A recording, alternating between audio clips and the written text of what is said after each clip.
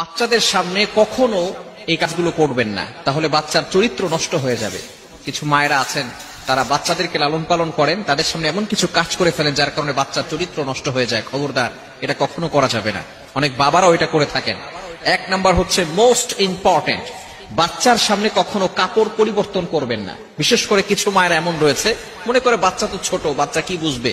2 বছরের পরে বাচ্চাদের সামনে কাপড় খোলামেলা করবেন না। কেননা 2 বছরের পরে ক্ষুদ্র ক্ষুদ্র ছোট বিষয়গুলো বাচ্চার মনে থাকে, বড় হওয়ার পরেও মনে থাকে। এজন্যই আমাদেরকে সবসময় সতর্ক থাকতে হবে যাতে করে বাচ্চার সামনে এই ধরনের কোনো কাজ আমরা না করি।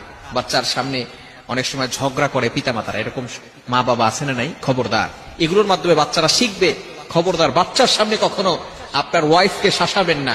আপনি মনে করছেন এটা আপনার স্ত্রী, সে কিন্তু একজনের মা, আপনার সন্তানের মা।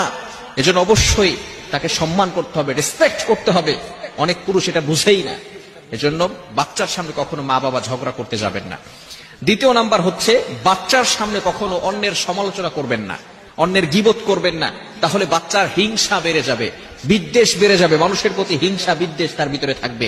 এজন্য অবশ্যই অনেক মা বাবার এমন রয়েছে, বাচ্চা সামনে আছে, বাচ্চার সামনেই তারা অন্যের সমালোচনা করে, অন্যের গীবত করে। খবরদার, আল গীবাতু আশাদ্দু মিনাজ জিনা, গীবাত ইজ হার্ডার দ্যান ফর্নিকেশন।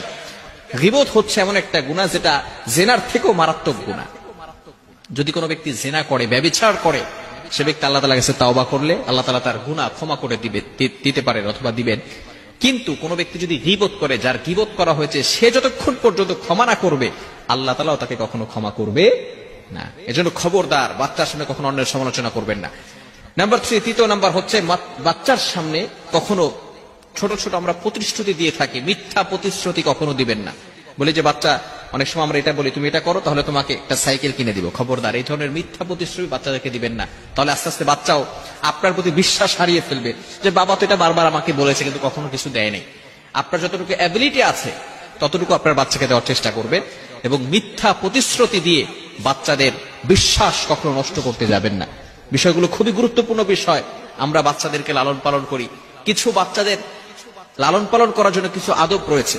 মনে রাখবেন, শুধু সন্তানের পিতামাতার প্রতি দায়িত্ব বিষয়টা এমন নয়, বাবা মারও কিছু দায়িত্ব রয়েছে সন্তানদের প্রতি, যাতে করে এই সন্তান আস্তে আস্তে বড় হওয়ার পরেই সে ইসলামের পথে চলে আসে, সঠিক পথ সে চলতে পারে এবং সে আদর্শ শিক্ষা পায়।